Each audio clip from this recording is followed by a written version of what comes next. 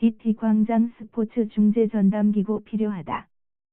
현재 스포츠 산업의 진흥을 위한 방안 중에서 법률 분야에서 보면 무엇보다도 시급한 것이 스포츠 기본법의 제정이라고 할 것이다. 이 법의 제정을 통해 스포츠 분야의 법원칙의 확립과 적정한 사법적 통제를 위해 스포츠 중재 전문기구를 출범시킬 필요가 있다.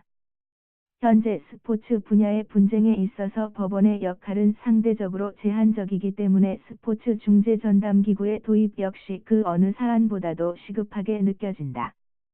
미국의 유명 육상 선수인 레널즈의 경우에는 도핑 테스트의 검사 결과 양성 반응이 나와서 2년간의 자격정지 결정을 받았고, 이에 불복해 다른 도핑 검사기관에서 마침내 음성 반응 결과를 받아 이에 기초해 미국 연방법원의 국제 아마추어 선수 연맹 IAAF를 상대로 손해배상 청구 소송을 제기했다.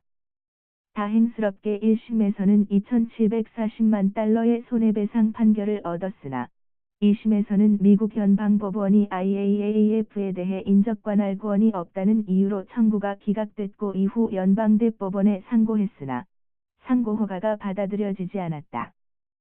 따라서 상당 기간 소송 등으로 많은 시간과 비용을 낭비하고 나아가 선수로서의 활동 기회도 잃게 됐다. 이에 반해 구 동독의 미모의 육상 선수인 크레브의 경우에는 도핑 문제로 도합 3년간의 출전 금지 결정을 받아 이에 불복해 독일 법원에 손해배상 등 청구 소송을 제기해 독일 법원에서는 이 결정이 너무 지나치다는 판단하에 미국과는 달리 관할 문제 없이 IAAF가 120만 마르크화를 배상하라는 판결을 받아 마침내 화해에 이르게 됐다. 그러나 선수로서의 활동이라는 측면에서는 적정한 해결책을 받지 못하여 선수 생활을 더 이상 하지는 못하게 된 것이다. 이에 반해 이용대 선수의 경우는 국제스포츠중재법원에 제소해 적정한 해결책을 찾은 사례로 이들과는 비교가 된다고 할 것이다.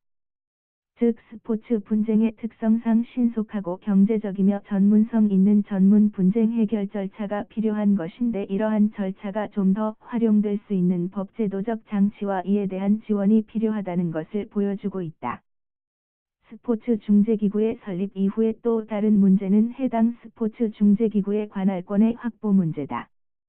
미국의 경우에는 올림픽 및 아마추어 스포츠법에 의해 법적으로 미국 중재협회에 의한 중재가 사실상 강제되고 있다.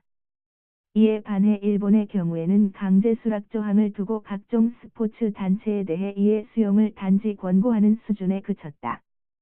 이의 결과로 일본의 경우에 스포츠 시장에서의 중재는 거의 진행되지 아니하고 있는 실정이다. 우리나라 역시 과거에 스포츠 중재기구를 설치했으나 실적이 없어서 폐지된 바 있었다. 이번에는 제대로 관할을 가져서 그 역할을 제대로 하는 스포츠 중재기구로 재출범해야 할 것이다. 차제의 국제스포츠중재법원의 사례나 미국의 아마추어 스포츠법을 참조해 이에 조속한 정비가 필요하다고 본다. 또한 스포츠 조직이나 기구에서 각종 법규 및 규정을 제대로 정비할 필요가 있다. 즉 경기 규칙을 재개정하는 과정에서 공개적이고 투명한 절차를 통하는 등 합리적인 의견 수렴이 이루어지고 있는 것인지, 특히 이 과정에서 선수들의 합리적인 의사를 제대로 반영한 것인지 등등에 대하여 이를 점검하고 나아가 이를 제도적으로 보장하는 안전장치가 필요하다. 미국의 아마추어 스포츠법처럼 선수들이 일정 부분 스포츠 조직이나 기구의 의사결정 절차에 참여하는 것을 제도적으로 보장하는 방안 등도 참조할 만한 좋은 방안으로 보여진다.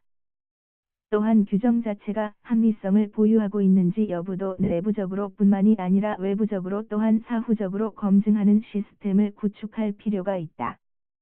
특히 해당 규정이나 절차 과정에서 기본적인 인권에 대한 침해적인 요소는 없는 것인지 이를 내부적으로 그리고 외부적으로도 수시로 점검하는 제도적 장치가 필요하다. 스포츠 중재기구가 정착되면 스포츠 중재기구에서 이 부분에 대하여 자문 내지 중재 등을 통해 수시로 점검하는 효과를 가져올 것으로 기대된다. 그리고 스포츠 분쟁 해결 절차에 있어서도 온라인화를 좀 더 강화할 수 있다면 더 금상첨화가 될 것이다.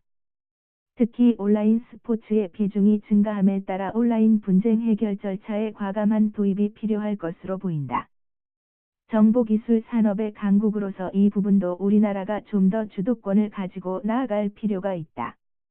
특히 이 부분을 미래전략 산업의 하나로 설정해 가능한 한 모든 국가적인 역량을 집중할 필요가 있다.